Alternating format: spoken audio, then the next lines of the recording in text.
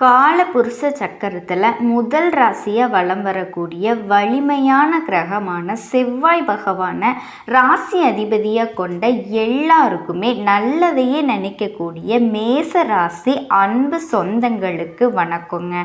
நாளும் பொழுதும் நல்லதாக அமையட்டும். வாழ்த்துக்களும் வணக்கங்களும். பொதுவாக மேச ராசிக்காரங்க ஒன்று நினச்சா அதில் உறுதியாக இருப்பீங்க. முன்னேறி போகணும், அதில் உண்மை இருக்கணும், உழைப்பு இருக்கணும் என்னைக்குமே நினைக்கக்கூடியவங்க. எக்காரணத்தை கொண்டுமே யார்கிட்டையுமே கை நீட்டி எதையுமே வாங்கிடக்கூடாது. எக்காரணத்தை கொண்டும் யார்கிட்டையும் போய் உதவின்னு நின்றுடக்கூடாதுங்கிறதுல உறுதியாக இருக்கக்கூடியவங்க. நினச்சதை சாதிக்கணுங்கிற மனநிலை எப்பவுமே இருக்கும். அது எப்பேற்பட்ட உசுரே போகிற வேலையாக இருந்துட்டு கூட போகட்டுங்க, அது உழைப்பால் மட்டும்தான் நடக்கணும் அப்படின்னு நினைக்கக்கூடியவங்க. வாழ்க்கையில் என்ன நடந்தாலும் சரி அதை ஏற்றுக்கொள்ளக்கூடிய மனப்பக்குவம் படைச்சவங்க. உங்களுக்கு இனி வரக்கூடிய நாட்கள் இவர்களால் நீங்கள் நம்பி ஏமாந்ததே போதுங்க. உங்கள் வாழ்க்கையே தலைகீழாக மாறப்போகுது. ஸோ மேச ராசிக்கு நான் எழுதி வேணால் தரேங்க. இந்த மாதத்தில் இதெல்லாம் கண்டிப்பாக நடக்குங்க. நாளும் பொழுதும் நல்லதாக இருக்குது. நம்ம கையில் இல்லை, தெய்வத்தோட கையில் தாங்க இருக்குது. அப்படி இந்த மாதம் நமக்கு எப்படி இருக்க போகுது, வாழ்க்கை எப்படி இருக்க போகுது, தொழில் எப்படி இருக்க போகுது, கல்வி நிலை எப்படி இருக்க போகுது, குடும்ப வாழ்க்கை எப்படி இருக்க போகுது, திருமண வாழ்க்கை எப்படி இருக்க போகுது, காதல் உறவு எப்படி இருக்க போகுது, பண வரவு எப்படி இருக்க போகுது, ஆரோக்கியம் எப்படி இருக்க போகுது, இப்படி ஒவ்வொன்றுத்துக்குமே நமக்கு நிறைய கேள்விகள் இருக்கு. அதை தெளிவுபடுத்தக்கூடிய பதிவாக தாங்க இந்த பதிவு இருக்க போகுது.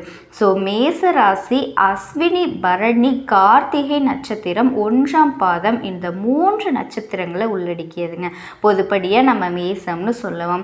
உங்களுக்கு இந்த மாதிரி பலன்கள் எப்படி கணிக்கப்படுது? உங்கள் ராசியில் கிரக நிலை எங்கே இருக்குது? 9 நவகிரகர்களுமே எங்கெங்கே உக்காந்துருக்காங்க, யார் கூட கூட்டணியில் இருக்காங்க, அதனால உங்களுக்கு சாதகமாக பாதகமாக, இதோட எந்தெந்த நேரத்தில் எந்தெந்த கிரகங்கள் மாற்றமாகறாங்க, மாற்றங்கள்னா வக்ரம் ஆகிறாங்களா இல்லை வக்ர நிவர்த்தி ஆகிறாங்களா, இப்படி இதோட மாத்திர நீங்கள் வேண்டிய தெய்வம், நீங்கள் எந்த தெய்வத்தை வணக்கணும், ஒரு சில பரிகாரம் எல்லாத்தையுமே நம்ம தெளிவாக பார்க்கலாங்க.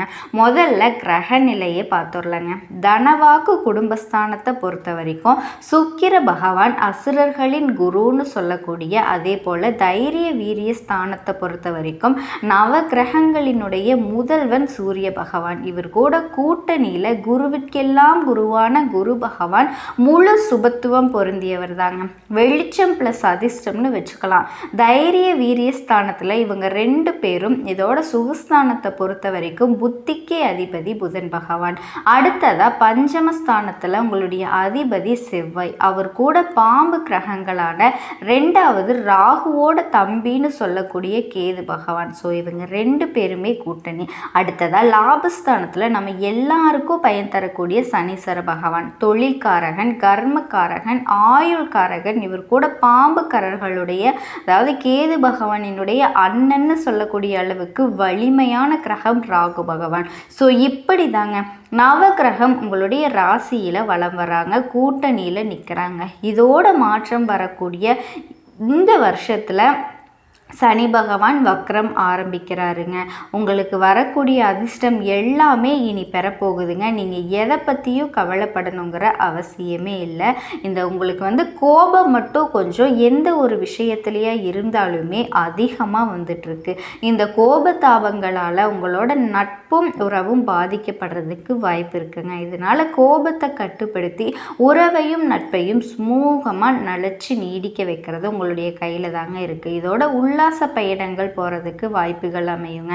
அதே மாதிரி இந்த மேச ராசிக்காரங்க எதை செஞ்சாலும் சரி, என்ன பேசினாலும் சரி, எதுலேயுமே நிறுத்தி நிதானம் அப்படிங்கிறது ரொம்பவே முக்கியங்க. எதுலேயும் நிதானத்தை கடைபிடிக்கணுங்கிறத நான் குறிப்பிட்டு சொல்கிறேன். அதே மாதிரி திருமண முயற்சிகள் கைகூடி வருங்க.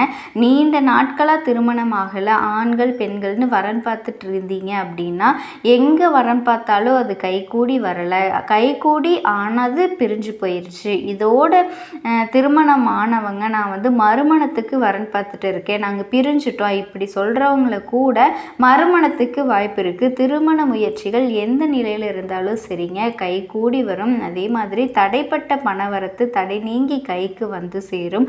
உங்களுக்கு வரவேண்டிய பணமோ இந்த சம்பள பாக்கியோ இருக்கலாம், இல்லாட்ட கூட படுத்த படமாக இருக்கலாம், இல்லை எதுலேயாவது முதலீடு பண்ண பணமாக இருக்கலாங்க. அதை தடைப்பட்டு உங்கள் கைக்கு வராமல் இருந்த பணம் இப்போ கைக்கு வரும்.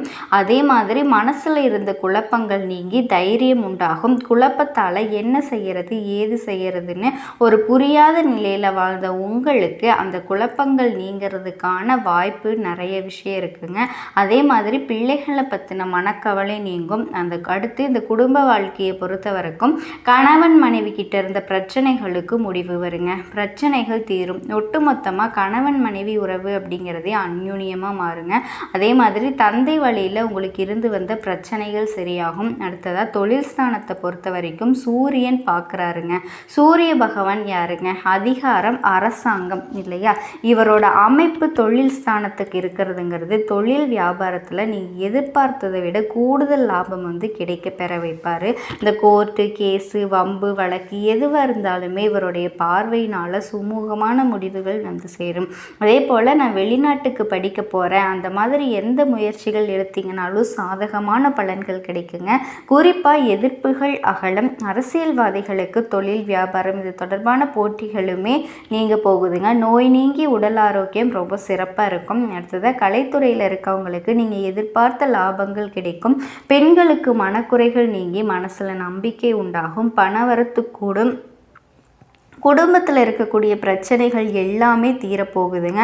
இதை அடுத்து படிக்கக்கூடிய மாணவர்கள் டீச்சர் சொல்கிறத மட்டும் கேட்டு அதுபடி நடந்துக்கிட்டிங்கன்னா போதும், முன்னேறதை ரொம்ப ஈஸியாக பார்த்துடலாம். இது மட்டும் இல்லைங்க, கடந்த சில மாதமாகவே உங்களுடைய வாழ்க்கையிலிருந்து அந்த கஷ்ட நிலை மாறி சாதகமான அமைப்பு உருவாகுது. வருமானம், வேலையிலிருந்த எந்த பிரச்சனையாக இருந்தாலும் சரி இப்போ அது மறையுதுங்க.